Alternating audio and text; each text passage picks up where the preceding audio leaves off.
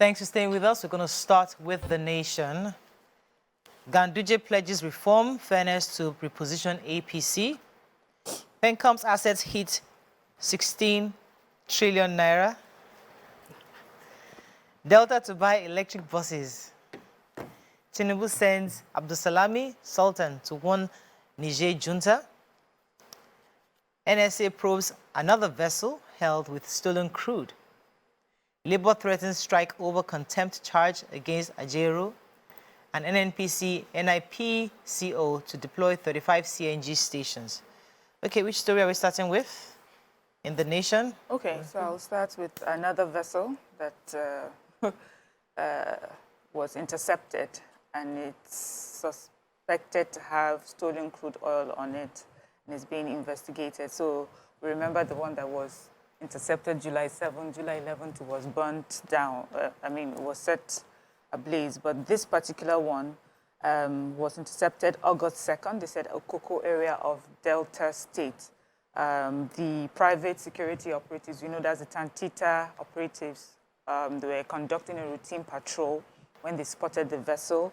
They said, first of all, this vessel was flying a Togolese flag, but still they were quite suspicious. They got on the vessel. They didn't want those on the vessel were refusing the security operatives to get on, but they insisted, and they were able to tell that it was carrying stolen crude oil. But they also had gotten intelligence, so it made it.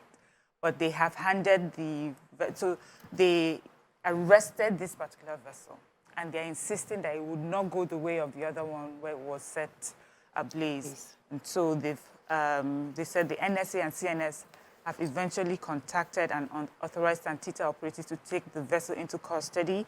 NNPC officials are believed to be on their way to do for investigations. And ONSA is the body that,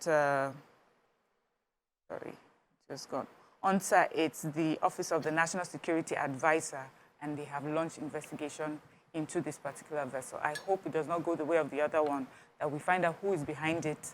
And, we use the crude oil for some, we actually use the crude oil and maybe reuse the vessel. I don't know, but just putting fire to it does not make sense. Okay, so the chairman of the Authority of Head of States and Government of ECOWAS, that's President Ahmed Tinubu, has dispatched 2 delegations to Niger concerning the happenings in Niger. He has sent a mission to warn General Chiani of the consequence of failing to respect the ECOWAS position, and that the president, Bazoum, should be reinstated. He also sent in, and that was by former head of state Abdulsalami Abubakar and Sultan Sokoto, the 2 that went straight to Niger to consult with the military junta. The second delegation was led by Ambassador Babagana Kinjiwe with a mission to persuade leaders of Libya and Algeria, Niger's northern neighbors, to lend their support in the pressure of the military usurpers. Although we have that the United States have also supported the ECOWAS position. However, the presidential spokesman, Ajuri Ngaleli, explained that the president acted in line with the resolution reached at the end of last week's extraordinary meeting of ECOWAS. We hope this can be resolved. Many have also feared war going because the military has said that if there's an offensive, they will take it as an offensive to start a war. So we're hoping that negotiation and conversations can be able to, and diplomacy can resolve this matter as soon as possible. Yeah, I have a story that says Delta gets panel on electric buses for mass transit. So, Delta State's Governor, Sheriff okay, I'm sorry, Your Excellency, has said his administration may invest in electric vehicles for mass transportation to mitigate the impact of fuel subsidy removal on the residents. And he said that he's going to set up a panel to look into this to ensure the viability of this project. And I am particularly interested in how this project will go because we know how erratic our power supply can be. I want to see if they want to build power stations or charging stations, across different bus stops, or how they are going to maintain For me, it? it's one of the best decisions because at least you know if you power the vehicle through electricity, you're not paying, you're short-circuiting the idea of refueling through gas. You just know every filling station, every bus stop has charging station, and there's a line, a route they so I love the idea. Anyway, hopefully They succeed, yeah. So, yes, APC crisis, not crisis, APC leadership, party leadership they've been back and forth concerning who's going to emerge the winner. I mean, the leader of the party. It's a 10-year-old party. And yes, 10 years. I thought it was just like yesterday, but it's 10 years. And in Abuja, Ganduje was sworn in as the new party chair. Also, they brought in Bashiru as the spokesman for the ninth, who was the spokesman for the ninth Senate. He was also brought in as well, and they are promising that they are going to reposition the party as a platform for growth and victory in future polls. So the focus is on politics, winning the elections, not necessarily for pushing an ideology. Or like, you have to forget that these are politicians. So as we are doing governance, they're also playing politics. Politicians do politician work. That's the work of politicians. So everybody has their own area. Moving on now to the Punch. FG Labour talks collapse. NLC begins strike August 14th. Delta government indicts Lagos hospital over doctor's death in elevator. PDP LP mock APC as NEC ratifies Ganduje party chairman. Father of siblings killed by collapsed hotel fence demands justice. New public service rules may force out 512 directors. FG begins no work, no pay for striking doctors. Niger Tinubu woos Libya, Algeria against junta. Okay, which story are we taking? I have the story of collapsed hotel. Says he's still seeking for justice. And we remember the 45-year-old furniture maker Ahmed Atolagbe, whose 2 sons were killed on July 22nd, 2023, when the portion of the fence of a hotel collapsed on their house in the Ikorodu area of Lagos State. And he said that his sons died on the spot, and his wife also sustained major injuries. And he's really hoping that the matter is not swept under the carpet. And their lawyer, human rights lawyer, Femi Falana, is saying that the government should investigate the matter properly, and they should conduct an integrity test on the fence of the hotel. That's the remaining fences around the hotel. They should conduct an integrity test such that it does not hurt other people, and they should ensure that this family actually gets justice, you know. So people actually know the impact of negligence, because we also have a story of a mother that lost her grandchild while the boy was sleeping in the house, and a neighbor's tank fell on him. Like he was sleeping, he was right inside his house peacefully, and they had been complaining to that neighbor that this thing looks bent, this your scaffold looks bent, you should start fixing it. But then he didn't pay attention to them until it maintenance culture collapsed. You can't fix your own soccer in your house. How do you now? That kind of person now run to government and they still expect it to be the contractor to fix somebody's. Sad. Another story in Punch. Yes. So the federal government says it's going to implement a no work, no pay for the striking doctors. The doctors have embarked on their strike. They said this was after the 2 weeks ultimatum that they had given government. The federal government is saying that as far as they're concerned, this is insensitive. They've had various meetings with them, the Federal Ministry of Health, Federal Ministry of Labor and Employment, you know, all stakeholders, and it has proved abortive. And so it's saying the federal, so it's been directed that the policy that they have on no work, no pay would be used against the striking resident doctors. The doctors have said they have received the letter and they would, you know, let us know what their position is concerning it. As we know, they have their demands. The reason they are going on the strike is because they do not feel that those demands are being looked at or are being met right now. That's Labour, right? No, this is the resident doctors. Thanks for staying with us. We're still reviewing Punch. Any other story? Yes, I do have a story. We know that the NNPCL and NIPCO the NIPCO Gas Limited has decided to begin the auto gas station deployment. The auto gas station, you know, we have a lot of migrating. According to Kiari, he said it's part of NNPCL's commitment to reducing carbon footprint and providing cheaper alternative to fuel for motorists. The company is announcing that in partnership with NIPCO Gas Limited, they will be deploying 56 CNG stations planned by NNPC retail across the country. And it's a landmark collaboration. It's going to be in they will have 35 state-of-the-art CNG stations across all the states, including 3 mother stations. I was hoping that there would be more information as regards the partnership with maybe major marketers, so that they could also have, because if we're depending on NIMCO, it will not go round. So I'm hoping we have those partnerships, but they said this is the first phase, and I think it's an exciting thing. So let's also start seeing how we can convert one vehicle to gas and see if it is cheaper to manage that, because the current cost of fueling our cars is really, really high. And I'm sure that Nigerians will welcome any change in the development. You know, some people, when they hear that you filled your tank these days, they'll say, you try.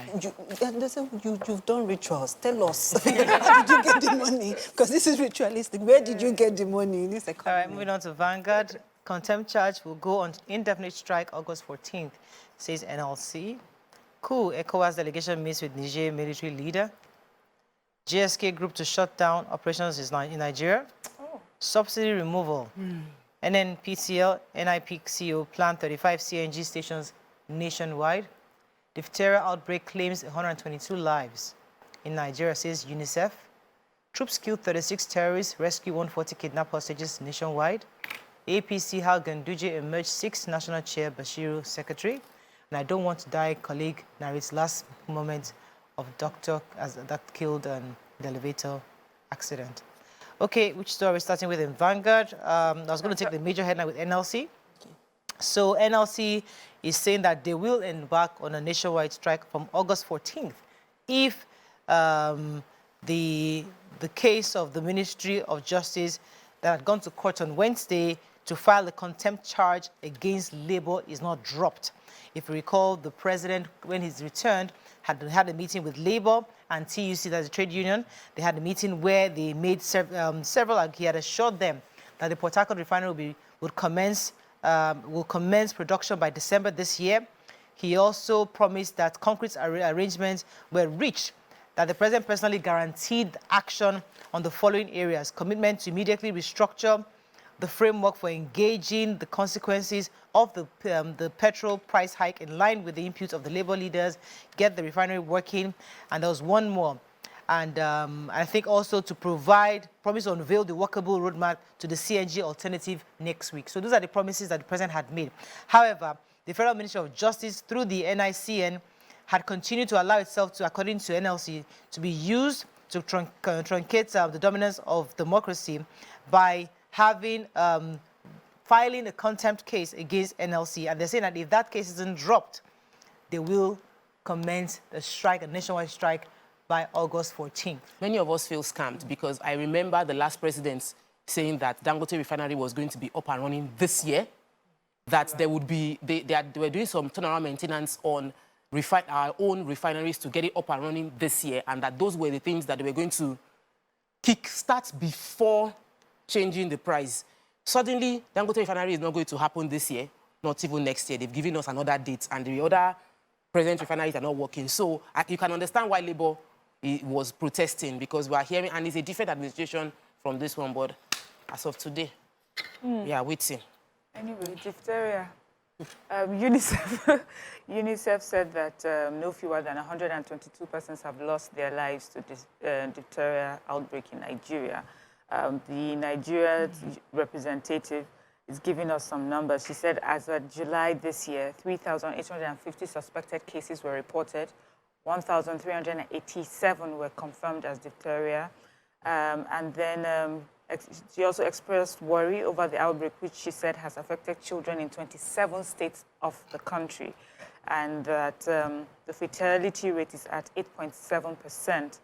Some of the states that are affected is Kano, Yobe, Katsina, Lagos, FCT, Sokoto, Zamfara states, which account for 98% of the suspected cases. And she says it's heartbreaking to know that only 22% of the confirmed cases received their routine childhood immunization vaccinations. So a lot of those who are affected and who have passed on is because they have never received any form of immunization as children, as babies. Anyway, the UNICEF is working hand in hand with NCDC and also MPHCDA, that's our National Primary Healthcare Development Agency, to sensitize people, provide technical support to plan and for the operations. I guess immunizations will now go forth, and it's just sad. Yeah. Immunizations, vaccinations are important. Yeah. And I know that for the most part, if you go to hospitals, you get them available. for free. Yes. This particular one we need to educate parents, understand the importance of getting their children immunized. Please, I need to take the story about the military. Oh, okay. So the military usually gives this report, and in this particular story, they were talking about how in fighting criminals within Nigeria, they've been able to catch 36 terrorists, and they rescued 140 kidnapped hostages. They also mentioned that they recovered 3.1 million naira in cash, and they arrested 163 terrorist collaborators. These are gunmen, gun runners, kidnappers, and perpetrators of oil theft in total. So in Plateau State, in Birkin-Ladi local government, they were able to catch a dismissed soldier.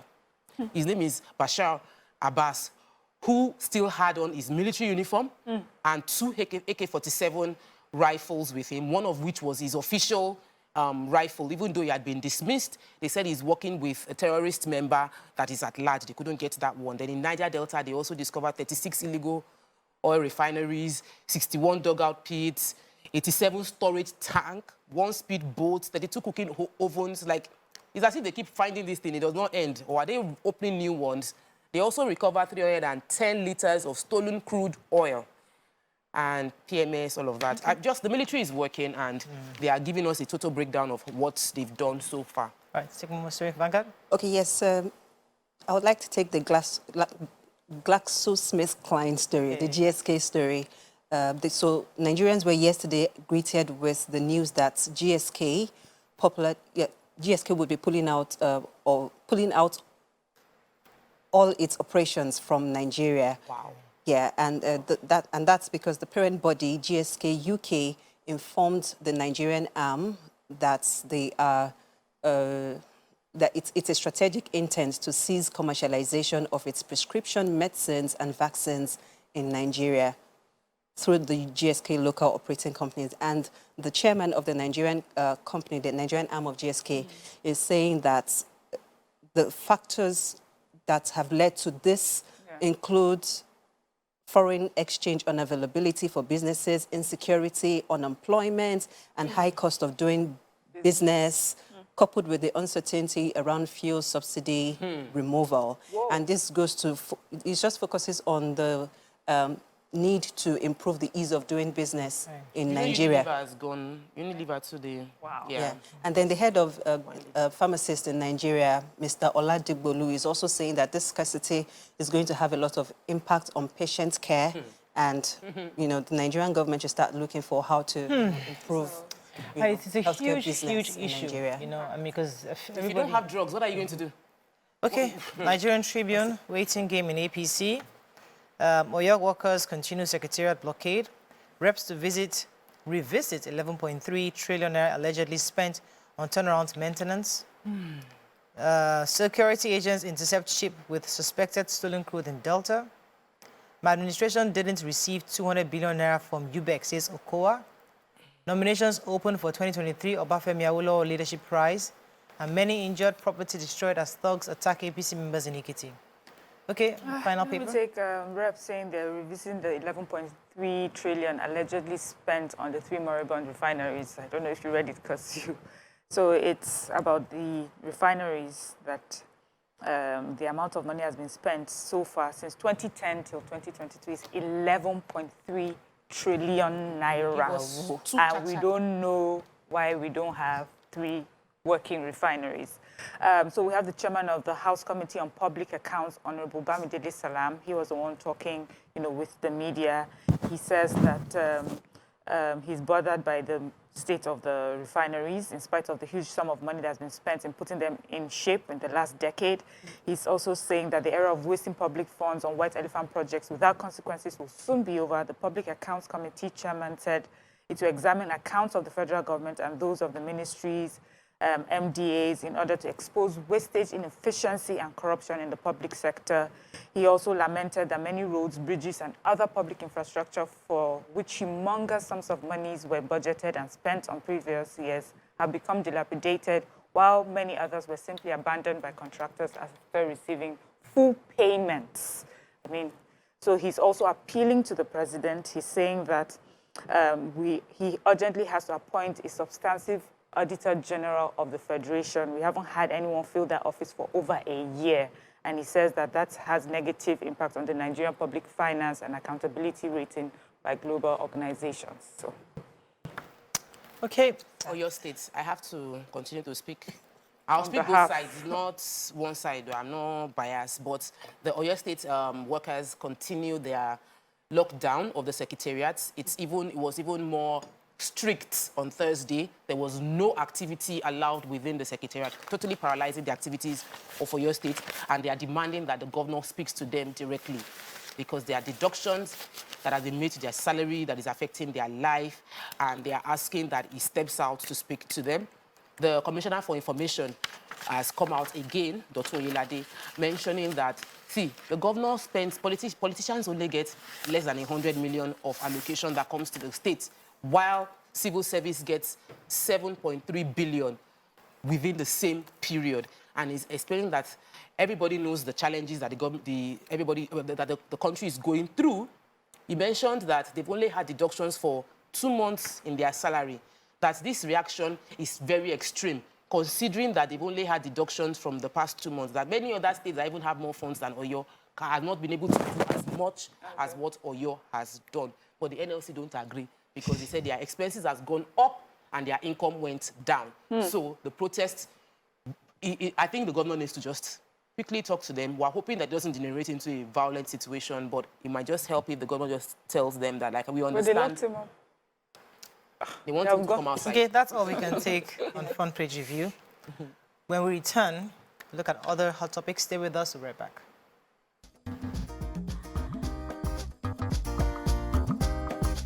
Stay tuned. Your View will be right back.